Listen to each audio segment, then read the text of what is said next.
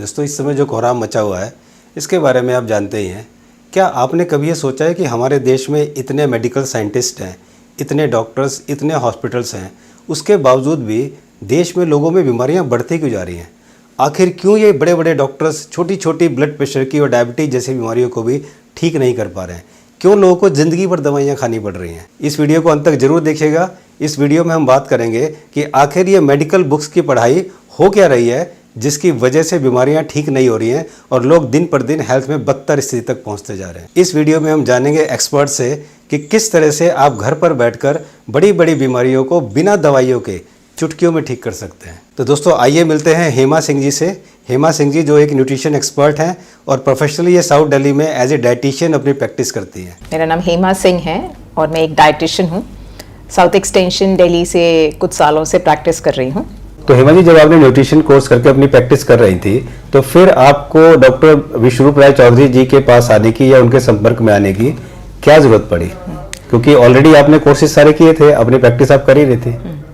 देखिए, मैं अपनी प्रैक्टिस कर रही थी और जनरली मैं जो भी मेरे पास क्लाइंट्स आ रहे थे उनको वेट लॉस, वेट गेन तो बहुत आसान चीज़ है, वो मैं कर रही थी।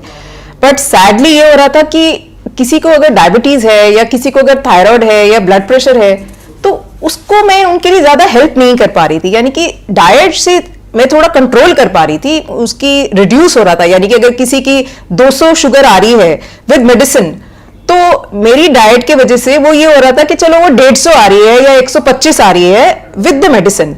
बट लोग मेरे पास ये कहते थे कि मैडम हमारी मेडिसिन छुड़वा दो। तो मेरे पास इतने सारे क्लाइंट्स हैं, स्पेशली ओल्ड लेडीज, कि मैडम दवाइयाँ खा रहे हैं, घुटने फिर भी ठीक नहीं हो रहे और बीपी फिर भी कंट्रोल नहीं आ रहा, शुगर फिर भी कंट्रोल नहीं हो रही। तो इसलिए मैं बहुत हेल्पलेस फील करती थी कि मैंने इतनी नॉलेज गेन करी है, उसके बावजूद मैं अपने क्लाइंट्स को हेल्प नहीं कर पा रही। तो एक दिन मैंने डॉक्टर BRC जी की वीडियो देखी जिसमें उन्होंने बताया कि 72 आवर्स के अंदर आप अपनी शुगर को ठीक कर सकते हैं और डायबिटीज एक डिजीज है ही नहीं। तो मैंने फिर उस वीडियो को देखा जो 1.5 से 2 घंटे वाली वीडियो थी, क्योंकि उन्होंने उस वीडियो में डॉक्टर BRC जी ने बड़ी क्लियरली बताया था कि रीजनिंग बताई कि इसको हम डिजीज क्यों नहीं कहेंगे, क्योंकि ये एक सिर्फ इम्बैलेंस है जहां शुगर बॉडी में हाई हो जाता है। क्या फूड्स हैं जो हम स्टॉप करें और क्या फूड्स हैं जो हम खाएं जिससे ये शुगर ठीक हो सकती है, बीपी ठीक हो सकता है। तो ये इस तरीके से मैंने डायबिटीज एजुकेटर का कोर्स किया उनसे लास्ट ईयर। इनफैक्ट 2019 में मैंने डायबिटीज एजुकेटर का कोर्स किया था और उसके बाद we never met, he was just a virtual guru. और मैंने उसको फिर अपने क्लाइंट्स के ऊपर यूज करना शुरू किया। फिर उन्होंने एक नया मतलब नाइस इनिशिएटिव था उनका, network of influenza care experts. तो मैंने उनको ऐसा नाइस वॉलंटियर ज्वाइन किया। उसके कुछ महीनों बाद उन्होंने एक और नया इनिशिएटिव शुरू किया वाइस के नाम से, wellness and inflammatory syndrome experts. मैंने उसको भी ज्वाइन किया। तो इस तरीके से आप ये कह सकते हैं पिछले 1.5-2 साल से मैं उनका वीडियोस देख देख के काम तो कर रही थी, बट मैं उनको कभी मिली नहीं थी। तो मैं सिर्फ लास्ट मंथ उनको पहली बार मिली हूँ, वो भी सिर्फ 1 मिनट के लिए। तो अब मैं आपसे ये जानना चाहूंगा कि जो आपने न्यूट्रिशन की बुक्स में पढ़ा और जो डॉक्टर विश्वरूप राय चौधरी जी ने आपको सिखाया, क्या उन दोनों में कोई फर्क है? हाँ, बहुत ज़मीन आसमान का फ़र्क है। और जब हम न्यूट्रिशन की बुक्स पढ़ते हैं तो हमें लगता है हमारे पास बहुत हमने कुछ सीख लिया, और but sadly everything had to be delearned and everything had to be learned and relearned. मतलब मैंने डॉक्टर BRC जी की वीडियोस जब देखी कि कैसे हम डिजीजेस को क्योर कर सकते हैं, तो वो हमारे को न्यूट्रिशन की बुक्स में नहीं सिखाया जाता। न्यूट्रिशन की बुक्स में ये कुछ डिजीजेस को मेंशन करते हैं कि चलो ये अगर डायबिटीज है इसके क्या कॉजेज हैं, इसके क्या सिम्टम्स होते हैं, तो क्या फल देने चाहिए, क्या फल नहीं देने चाहिए, बस यही ब्रॉडली बताया जाता है। और डॉक्टर BRC जी ने कहा नहीं, ये सारी चीजें सिर्फ एक इम्बैलेंस है, क्योंकि हम चीजें जो अवॉइड करनी है वो कर नहीं रहे। जैसे हम एनिमल प्रोटीन हमें अवॉइड करनी चाहिए, डेयरी प्रोडक्ट्स हमें अवॉइड करनी चाहिए, फिर ये शुगर या बीपी ये कोई प्रॉब्लम होगी ही नहीं, क्योंकि ये एक्चुअली प्रॉब्लम है ही नहीं। और ये देख के मुझे थोड़ा सा कनेक्शन हुआ उनके साथ कि with little reluctance I started implementing his food, जो जिसके नाम से वो DIP के नाम से ये डाइट्स देते हैं। तो मैंने इनको शुरू करा और to my surprise I had 100% success. Okay. मैं खुद भी, मुझे विश्वास नहीं हो रहा था कि क्रॉनिक से क्रॉनिक एलिमेंट्स चुटकियों में ठीक हो रही थी, and within 3 days 4 days 5 days, as early as that.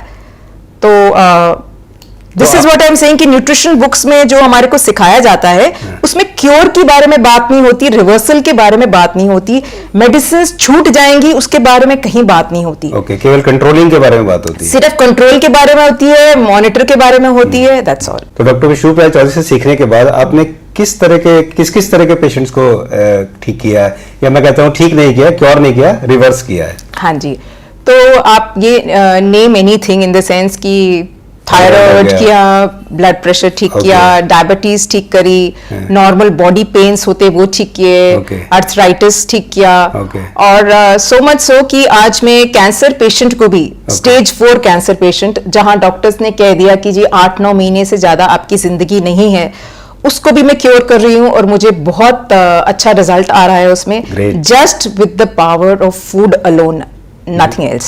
इसका मतलब जो डॉक्टर विष्णु राय चौधरी कहते हैं वो सच में सही है, 100% सही है। मैं तो ये कहती हूँ कि वो जिस दिन मैंने उनके वीडियो देखा, that was a turning point in my life, and I have my deepest gratitude to doctor Biswaroop Roy Chowdhury ji कि आपने हमारे जैसे बहुत सारे लोग जो सीरियस प्रैक्टिशनर्स हैं, जो एक डिफरेंस क्रिएट करना चाहते हैं सोसाइटी में, क्योंकि जब लोग आते हैं दवाइयां खाने के बाद भी हमारी दर्दें नहीं जा रही हैं, हमारे शुगर फिर भी हाई आ रहा है, हम क्या करें? तो वो कंफर्ट हम उनको दे पा रहे हैं, we are able to help them. तो हमारा जो प्रोफेशन का जो रियल पर्पस है, मैं एक डाइटिशियन क्यों बनी? मैं एक डाइटिशियन इसलिए बनी कि I wanted to help, yes, अब लोगों को ठीक कर सके, लोगों को मैं ठीक कर सकूं, उनको एक हेल्दी लाइफ दे सकूं। मतलब एंड ऑफ द डे हमारा एम ये है कि खाने के थ्रू हम कैसे उनको एक बेटर और हेल्दी लाइफ दे सकते हैं बिना दवाइयों के, और so that they have a long healthy life. Yes, हाँ जी। तो आप ये कहना चाह रहे हैं कि जो आपने न्यूट्रिशन बुक्स पढ़ने के बाद जब आप डायबिटीज या थायराइड के पेशेंट को आप क्योर या रिवर्स करने गए तो आपके सामने काफी चैलेंजेस आए? बहुत चैलेंजेस आए। इनफैक्ट जैसे मैंने बोला कि दवाई को छोड़ने वाली बात तो इम्पॉसिबल थी, क्योंकि ज्यादा से ज्यादा ये हो रहा था कि जो हमें बाद में रियलाइज हुआ कि जब तक हम एनिमल प्रोटीन, डेयरी प्रोडक्ट्स बंद नहीं करेंगे, हम कुछ भी कर लें, हम लोग उनको हेल्प नहीं कर सकते, उनको क्योर नहीं कर सकते उनकी डिजीजेस को। तो अब तक आपने इन सब पेशेंट्स, इनकी बीमारियों को किस तरह से रिवर्स किया? देखिए, लेट्स से अगर हम डायबिटीज की बात करते हैं तो एक केस लेके बात करते हैं कि मेरे पास एक लेडी आई, उनकी शुगर 330 थी, फास्टिंग। तो हमने उनको बोला अच्छा ठीक है, आज आप ये DIP डाइट खाइए। तो उन्होंने DIP डाइट खाई और कोई मेडिसिन नहीं ली, क्योंकि उन्होंने मेडिसिन अभी शुरू ही नहीं करी थी। ये एक उस केस के बारे में बता रही हूँ जहां उनका फर्स्ट टाइम ऐसा हुआ कि उन्होंने शुगर टेस्ट करी और उनका 330 आया। तो अगले दिन मैंने उनकी जब शुगर चेक करी तो उनकी शुगर थी 250।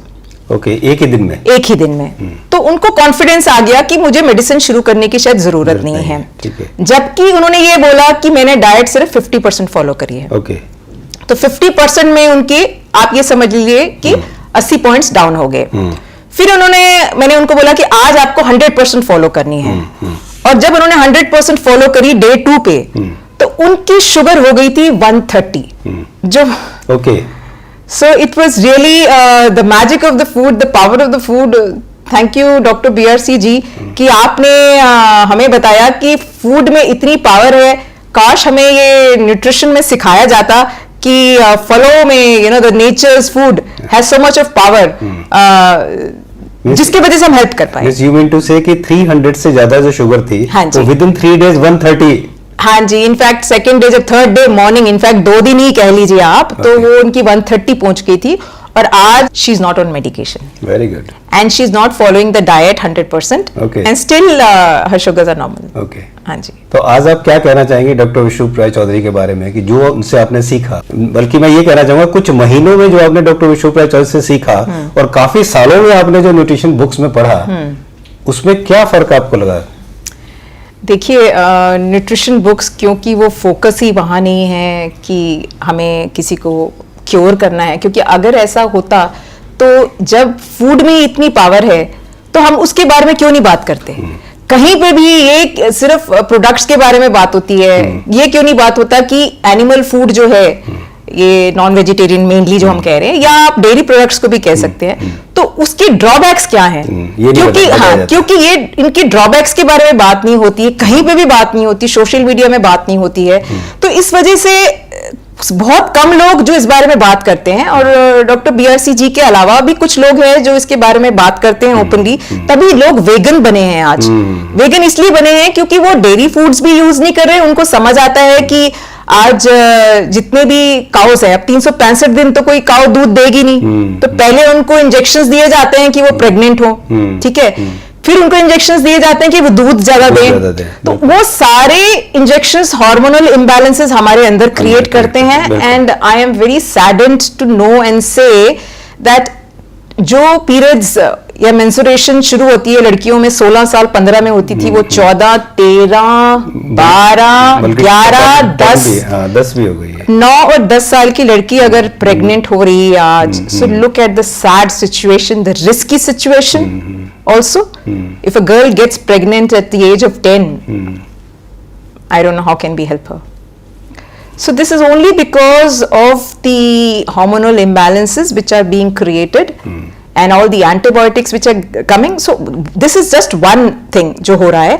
आप उसके अलावा इतनी सारी डिजीजेस हो रही है। इनफैक्ट डायबिटीज का सबसे बड़ा कारण ही मिल्क एंड मिल्क प्रोडक्ट्स है। और सबसे दुख की बात यह है कि इतने सारे हमारे यहाँ साइंटिस्ट हैं, इतने सारे डॉक्टर्स हैं जो इसके खिलाफ हैं कि जितने भी हार्मोनल इम्बैलेंस हो रहा है या ग्लूकोज इम्बैलेंस हो रहा है उसके बिल्कुल अगेंस्ट हैं, लेकिन उनकी बात को ना कोई न्यूज़पेपर में आती है ना मीडिया में आती है। और अगर आप देखें तो मेन स्ट्रीम मीडिया भी कभी ऐसे डॉक्टर्स को नहीं बुलाती जो इस तरह की अच्छी बातें या सही बातें बताएं ताकि लोगों का भला हो सके। This is a sad scenario. See the problem is milk is a very big industry. Yeah, milk is a very big industry. Amul and Mata Dairy. As per my knowledge and as per the analysis whatever I am having, कि जितना production हमारे यहाँ milk का होता है उससे 4 time ज्यादा वो सेल आउट होता है, वो बिकता है। हाँ जी, तो इसलिए what else to say? हिमा जी, मैं आपसे बात करूंगा पोटेशियम के बारे में। हाँ जी, पोटेशियम के बारे में भी जो आपने बुक्स में पढ़ा, न्यूट्रिशन की बुक्स में पढ़ा, या पोटेशियम के बारे में जो आपने डॉक्टर BRC से सीखा, उसके बारे में आप क्या कहना चाहेंगे? देखिए, पोटाशियम एक बहुत इंपॉर्टेंट मिनरल है और उसको इलेक्ट्रोलाइट भी बोलते हैं। सोडियम, पोटाशियम एंड क्लोराइड जो है हमारी बॉडी में इलेक्ट्रोलाइट्स का काम करते हैं। और हर सेल के अंदर मैक्सिमम पोटाशियम होता है।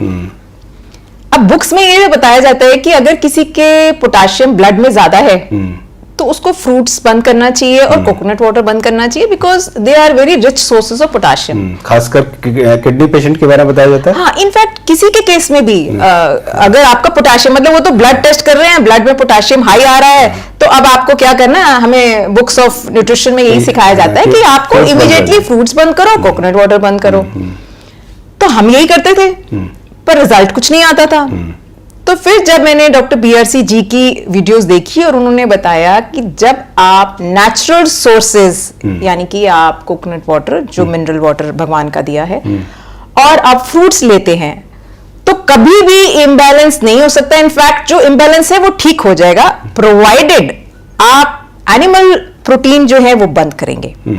तो मैंने ऐसे ही करके देखा और मुझे 100% सक्सेस मिला। इनफैक्ट कुछ डॉक्टर्स मेरे क्लाइंट्स थे और जब उन्होंने देखा उनकी दवाइयां से उनको फर्क नहीं पड़ रहा था और उन्होंने इसको अमल किया, तो उनका पोटाशियम नॉर्मल हो गया। मतलब पोटाशियम की क्वांटिटी मैंने बढ़ा दी। I used to give them 4 coconut water a day and lot of fruits, मतलब करीब 700-800 ग्राम फल रोज देना, और उससे उनका पोटाशियम नॉर्मल हो गया। तो इससे ज्यादा मैं क्या कह सकती हूँ। जहाँ पर डॉक्टर्स ये बोलते हैं कि एकदम से फ्रूट्स और कोकोनट वाटर बंद कर दें। हाँ, देखिए, डॉक्टर्स को I don't blame really, because 50% doctors को तो देखिए, nutrition is not a subject in MBBS and all. हाँ जी, तो बहुत सारे डॉक्टर्स अवेयर नहीं है इस बात के लिए। और हमारे जैसी डाइटिशियंस को न्यूट्रिशन की बुक्स में क्या सिखाते हैं कि भाई आपका पोटाशियम हाई है तो आपको ये सोर्सेज, नेचुरल सोर्सेज बंद करने हैं। तो आप कहां से सीखोगे?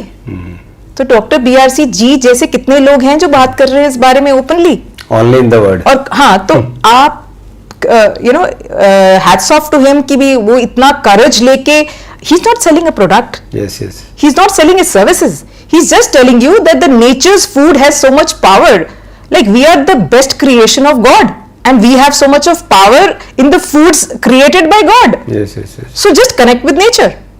So this is about potassium. In fact, ये चीज और बोलना चाहूंगी, Indian council of medical research RDA तय करती है, यानी कि रिकमेंडेड डाइटरी अलाउंस, जो बताती है कि potassium, calcium, calories, carbs, proteins कितने खाने चाहिए as per age groups, as per gender. तो पोटाशियम के बारे में 2010 की लास्ट ICMR की पब्लिश्ड बुक है, उसमें उन्होंने बोला था कि 4.7 ग्राम्स आपको खाने चाहिए एडल्ट मेल एंड फीमेल को. तो अभी रिवाइज्ड बुक भी पब्लिश हो गई है. As per the latest 2020 ICMR के RDA के हिसाब से पोटाशियम है अब कम कर दिया गया है.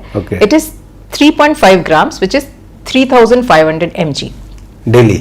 हाँ जी, डेली चाहिए है पोटाशियम की इतनी रिक्वायरमेंट, जो आपको फ्रूट्स और कोकोनट वाटर और बहुत सारे प्रोडक्ट्स के थ्रू मिल जाती है. ओके. हेमा जी, जो आपने न्यूट्रिशन की बुक्स में पढ़ा थायराइड के बारे में या डायबिटीज के बारे में, और जब आप पेशेंट को ठीक करने गए तो फिर आपके सामने किस तरह के चैलेंजेस आए? देखिए, बुक्स ऑफ न्यूट्रिशन में डायबिटीज़ को हम ऐसे बताते हैं कि पहले वो बताते हैं कि डायबिटीज़ कितनी तरह की होती हैं, कॉजेज़ क्या होते हैं, सिम्टम्स क्या होते हैं. फिर वो बताते हैं कौन से फूड्स खाने चाहिए और कौन से फूड्स नहीं खाने चाहिए जिससे हम उनकी शुगर को कंट्रोल कर सकते हैं. तो बुक्स ऑफ न्यूट्रिशन में ये बताया जाता है कि जो भी मीठे फल होते हैं, मैंगो, ग्रेप्स, चीकू, ये फ्रूट्स नहीं खाने चाहिए. ओके. और जब मैंने डॉक्टर BRC जी की वीडियो देखी और उन्होंने बोला, मैं और ये देखा रैदर कि टेस्टिमोनियल्स जब मैंने डॉक्टर BRC जी के देखे, तो जितने भी डायबिटिक लोग थे उन्होंने मैंगोज खाए, उन्होंने ग्रेप्स खाए, चीकू खाए, सारे वो फल जो मना किए जाते हैं वो उन्होंने खाए, और उसके बावजूद उनकी शुगर लेवल्स नॉर्मल हो गई. ओके. तो ये मैंने खुद भी अपने क्लाइंट्स के साथ किया, और जैसे मैंने बताया कि उनके शुगर लेवल्स नॉर्मल हो गए. ओके. अब थायराइड के लिए ये बताया जाता है कि क्रूसीफेरस वेजिटेबल्स, यानी कि पत्ता गोभी, फूल गोभी, ब्रोकली, ये सब नहीं खाने चाहिए, बिकॉज ये आयोडीन इनहिबिटर्स होते हैं. मूंगफली नहीं खानी चाहिए, सोयाबीन नहीं खानी चाहिए, कॉर्न नहीं खाना चाहिए. तो there is a complete list जो बताते हैं कि ये आयोडीन इनहिबिट करते हैं थायराइड ग्लैंड में, इसलिए आपको ये नहीं खाने चाहिए. बट सैडली जब मैंने डॉक्टर BRC जी की वीडियोस देखी और उन्होंने कहा ये सब खाओ, और मैंने खुद ये सारी सब्जियां दे के अपने क्लाइंट्स का थायराइड ठीक किया है. यानी कि जो लोग मेडिकेशन पे थे, उन्होंने जब ये DIP डाइट फॉलो करी और उनका धीरे धीरे थायराइड हर महीने TSH इंप्रूव होते गया, और 3 से 4 महीने में उनका थायराइड कंप्लीटली ओके हो गया. हेमा जी, जैसे आपको पता है कि कैल्शियम के बारे में लोग पता नहीं क्या क्या बोलते हैं कि दूध से कैल्शियम मिलता है, अगर दूध ना पिए तो कैल्शियम नहीं मिलेगा. बहुत लोग जो मना करते हैं कि दूध में काफ़ी सारी प्रॉब्लम्स हैं, लेकिन वो मानने को तैयार नहीं होते. तो अकॉर्डिंग टू यू, क्या कैल्शियम सच में दूध में ही होता है, या न्यूट्रिशन बुक्स के हिसाब से क्या सही और क्या गलत है? देखिए, न्यूट्रिशन बुक्स के हिसाब से दूध में बहुत कैल्शियम होता है. एक काउज मिल्क की अगर हम बात करें तो 100 ml ऑफ काउज मिल्क के अंदर 120 mg ऑफ कैल्शियम होता है. ओके. ठीक है, मगर बॉडी कितना एब्जॉर्ब करती है वो कोई नहीं बात करता इस बारे में, क्योंकि एनिमल प्रोटीन है या एनिमल से जो कैल्शियम है उसकी एब्जॉर्प्शन बॉडी में बहुत कम होती है. ओके. इसलिए अगर हम ये देखें कि बहुत सारे लोग, इंक्लूडिंग माई सेल्फ, मुझे भी कैल्शियम की डेफिशिएंसी हो गई थी. मैं दूध लेती थी, मैं दही लेती थी, मगर मुझे फिर भी कैल्शियम की डेफिशिएंसी थी. मैंने 1 साल गोलियां खाई विच वॉज यूजलेस.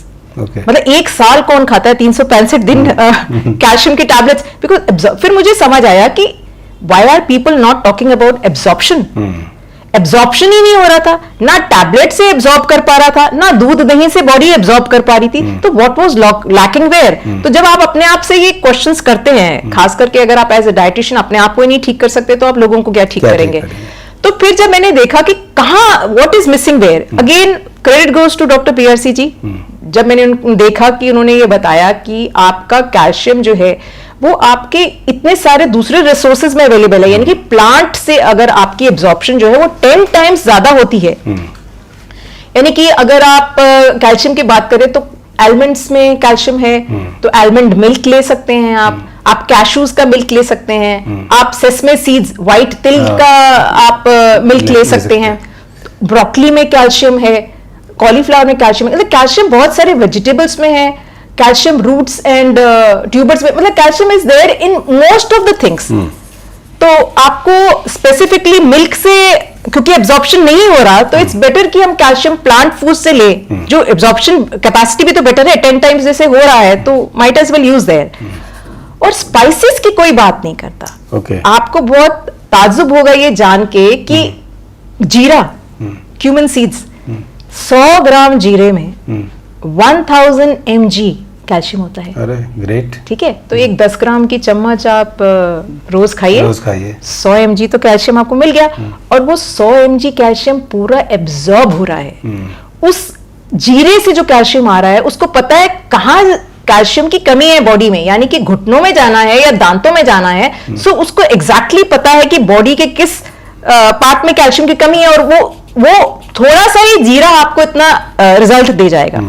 पत्तों में इतना कैल्शियम है, तो हमें जरूरत नहीं है दूध, और क्योंकि दूध एक ऑलरेडी एडल्ट्रेंट है, तो एब्जॉर्ब वैसे ही नहीं हो रहा। और मेरा खुद का एक्सपीरियंस है कि मैंने 1 साल कैल्शियम की गोली खाई है, विटामिन डी की गोली खाई है, मगर ना मेरा कैल्शियम ठीक हुआ, ना मेरा विटामिन डी ठीक हुआ। तो विटामिन डी के लिए मेरे को सनलाइट में बैठी 6 महीने मैंने विटामिन डी की गोली खाई, मुझे कोई फर्क नहीं पड़ा। मैंने सर्दियों की धूप ली, 1 घंटा धूप में मैं रोज सर्दियों में बैठती थी, उससे मेरे 6 महीने का विटामिन डी का कोटा पूरा हो गया।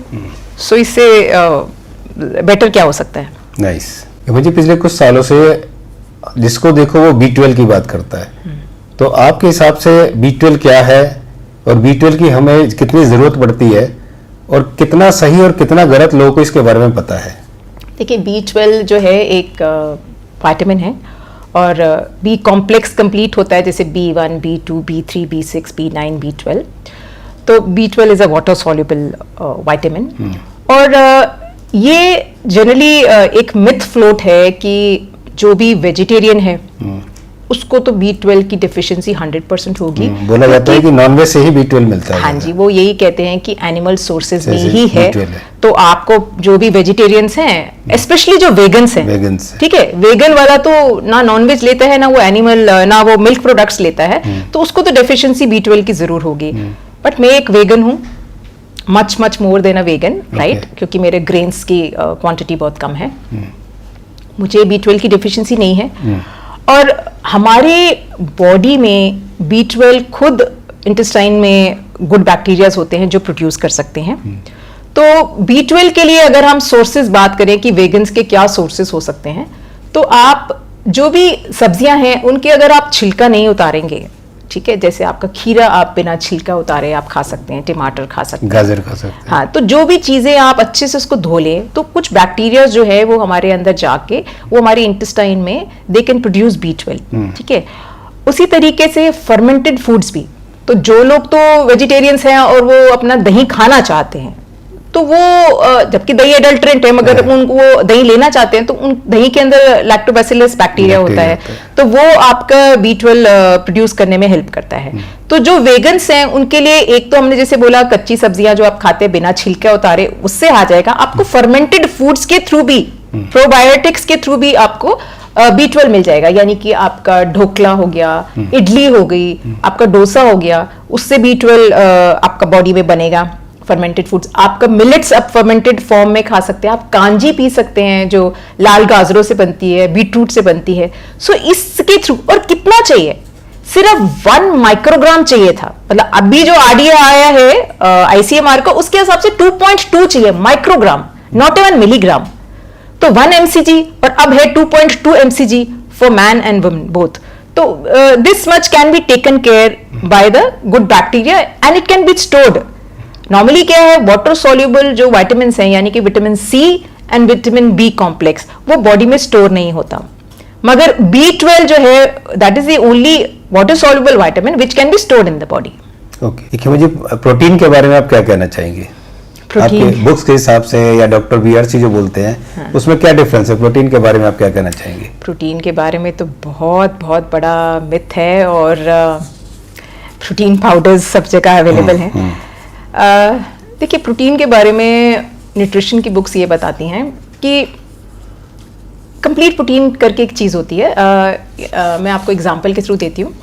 अगर मैंने दाल एक प्रोटीन का सोर्स है, तो वो प्रोटीन ब्रेक डाउन होके उसमें एमिनो एसिड्स बनते हैं, और वो 21 या 22 एमिनो एसिड्स जब इकट्ठे हो जाते हैं तब एक प्रोटीन फॉर्म होता है, जिससे हमारे सेल्स बनते हैं, टिश्यूज बनते हैं, हार्मोन्स, ब्लड, हर जगह वो प्रोटीन यूज होता है। तो 9 या 10 एसेंशियल एमिनो एसिड्स होते हैं जो हमें डाइट के थ्रू ही ले सकते हैं, बिकॉज वो बॉडी हमारा प्रोड्यूस नहीं करती है। तो बुक्स ऑफ न्यूट्रिशन ये कहती हैं कि कंप्लीट प्रोटीन जो है, यानी कि जिसमें 21-22 कंप्लीट सारे के सारे अमीनो एसिड्स हैं जो एक प्रोटीन बनाएंगे, वो मिल्क में है और एग में है। ओके, ठीक है, तो एनिमल सोर्स हो गए दोनों। पिछले कुछ सालों में एक ग्रेन का आविष्कार हुआ जिसे किनवा कहते हैं, QUINOA।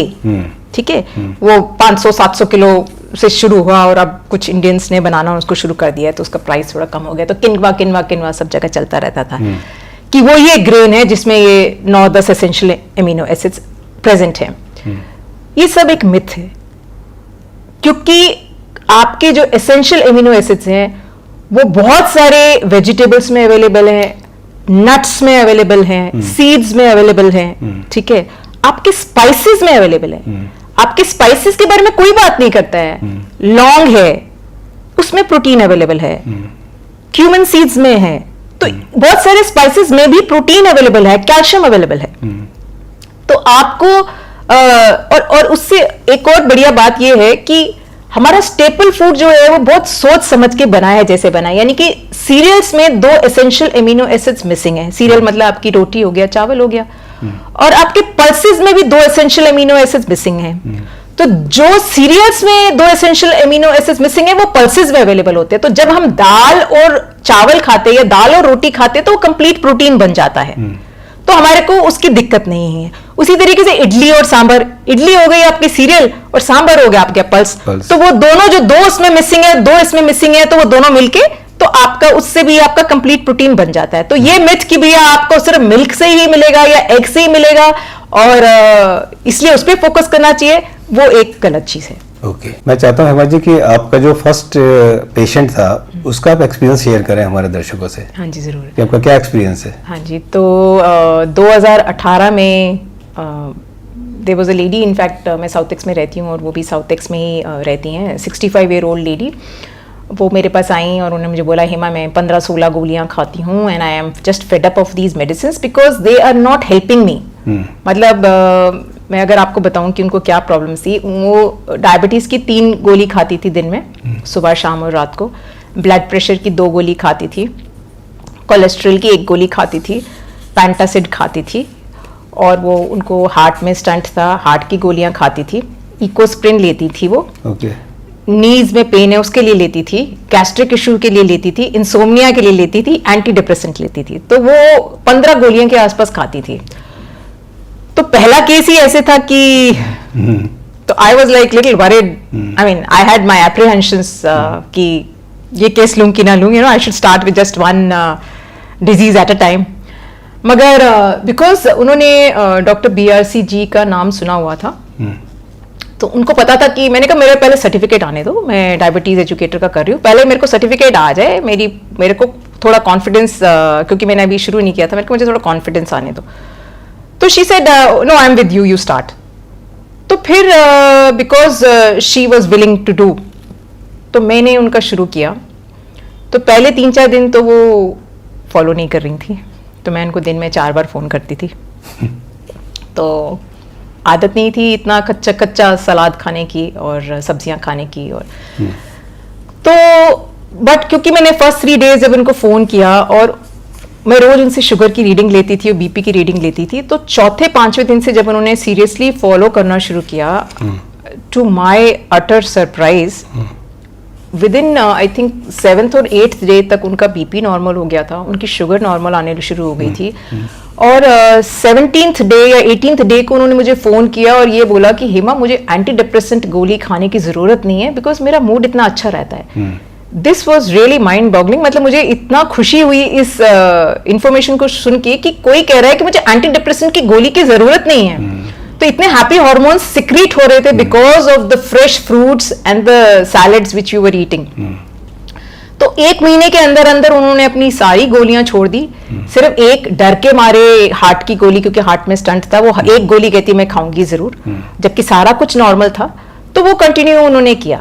तो ये मेरा एक फर्स्ट केस था जिससे मुझे मेरे सारे डाउट्स, फियर्स सब गायब हो गए, और मुझे लगा कि ये जो डॉक्टर PRC जी बोलते हैं वो सिर्फ बोल नहीं रहे हैं, मतलब मेरा खुद का अब एक्सपीरियंस है कि हाँ, all these problems, they are not diseases, they are just little imbalances which are happening in the body, and the body will help you if you help the body by eating the right kinds of food. हमारी body जो है God का, मैं दोबारा यही बोलूंगी, best creation है। Body में बहुत हीलिंग पावर्स होती है, उसको थोड़ा सा आप राइट फूड दे दो तो वो आपके लिए मिराकुलस रिजल्ट्स ला सकती है। हेमा जी, क्या आपको लगता है कि जितनी बीमारियां हमारे देश में हैं और जितनी खतरनाक लोगों को लगती हैं, क्या सच में इतनी खतरनाक बीमारियां हैं? चाहे वो ब्लड प्रेशर हो, चाहे वो डायबिटीज हो, चाहे वो हार्ट की बीमारी हो, चाहे वो कैंसर हो, चाहे वो थायराइड हो, क्या सच में ये इतनी खतरनाक है जितना लोगों को लगता है, ये डॉक्टर्स बताते हैं? नहीं, मेरा अब पिछले 1 साल में नज़रिया सब कुछ चेंज हो गया है, क्योंकि पहले भी मुझे ये डिजीज़ लगती थी, मगर अब मैं डिजीज़ भी नहीं बोलना चाहूँगी इनको। ये सिर्फ एक इम्बैलेंस है, चाहे वो शुगर ज़्यादा है, चाहे वो BP के वजह से थोड़ा the pressure of the because of wrong eating habits हमारा जो ब्लड प्रेशर बढ़ रहा है। तो ये सारे इम्बैलेंसेस जो हैं वो क्योरेबल हैं। जैसे मैंने आपको बताया कि मैं कैंसर पेशेंट को भी क्योर कर रही हूँ। अगर पेन्स हैं तो अगर आप राइट चीज़ उनको देते रहेंगे, जो सब कुछ नेचुरल में अवेलेबल है, तो उससे वो लोग ठीक हो सकते हैं। तो ये कोई डिजीजेस नहीं है, ये सिर्फ इम्बैलेंसेस हैं जो ठीक हो सकते हैं पूरी की पूरी तरह से। रिवर्सेबल है, क्योरेबल है? रिवर्सेबल है कंप्लीटली। ओके हेमा जी, मेरा ये लास्ट क्वेश्चन है कि अगर आपको इस देश का हेल्थ मिनिस्टर बना दिया जाए तो वो कौन से 3 चेंजेस होंगे जो आप सबसे पहले करेंगी? जैसे ये मैं इसलिए पूछ रहा हूँ कि हमारे देश में हेल्थ डिपार्टमेंट का बहुत बड़ा बजट है, लाखों करोड़ों का हेल्थ बजट है, लेकिन उसके बावजूद भी मुझे लगता है वो सारा बजट केवल मेडिसिन पे, हॉस्पिटल्स एंड डॉक्टर्स पे ही खर्च होता है। हेल्थ के नाम पर 1 रुपया भी मुझे नहीं लगता कि खर्च होता है, क्योंकि मुझे लगता है कि हेल्थ के लिए एजुकेशन सबसे पहले है बजाय दवाइयों के और डॉक्टर्स के। तो आपको क्या लगता है कि अगर आप हेल्थ मिनिस्टर बने तो कौन से वो 3 काम है जो आप सबसे पहले करेंगे? अगर मुझे हेल्थ मिनिस्टर नहीं भी बनाया जाता तो जो करंट हेल्थ मिनिस्टर है और जो करंट एजुकेशन मिनिस्टर है, मैं उनसे आपके थ्रू ये रिक्वेस्ट करूंगी और एक हम्बल सजेशन करूंगी कि अगर हम चाहते हैं, हम really welfare of human beings का सोचते हैं, तो सबसे पहला कदम हमें ये करना है कि न्यूट्रिशन को सब्जेक्ट बनाना है और वो स्कूल में 5th क्लास ऑनवर्ड्स शुरू करना चाहिए, ताकि आपको जो नींव है, आपको उसी समय बच्चों को पता चले कि आज जो हम कहते हैं फूड को ये जंक है, तो उनको पता चलना चाहिए जंक हम क्यों कह रहे हैं। आपने बिना रीजनिंग के आपने एक बर्गर के ऊपर जंक का स्टिकर लगा दिया या आपने आइसक्रीम के ऊपर जंक का स्टिकर लगा दिया, तो उनको समझ तो आए। तो जब वो पढ़ेंगे अपने स्कूल की बुक्स में कि भैया हमारी बॉडी कैसे फंक्शन करती है, जो हमारे, आप ये समझ लीजिए कि 90% से ज्यादा लोगों को पता ही नहीं कि हमारी बॉडी बनी किससे है, हमारी बॉडी का मैकेनिज्म क्या है। तो जब हमें ये चीजें स्कूल में सिखाई जाएंगी, तो इसलिए सबसे पहले तो ये है कि न्यूट्रिशन का एक सब्जेक्ट होना चाहिए जहां बच्चों को पता होना चाहिए क्या सही है क्या गलत है, ये फूड्स, हमारी शुगर हमारी बॉडी में कैसे काम करता है, रिफाइंड फूड्स किसे कहते हैं, क्यों कहते हैं। तो फिर उसके बाद let them take their own decision. आपको सही रास्ते पे चलना है या आपको गलत रास्ते पे चलना है, वो आप तय करेंगे, but at least the knowledge should be there, the awareness should be there, which is drastically missing. तो पहला कदम तो ये हो गया कि न्यूट्रिशन की बुक्स में ये सब्जेक्ट होना चाहिए।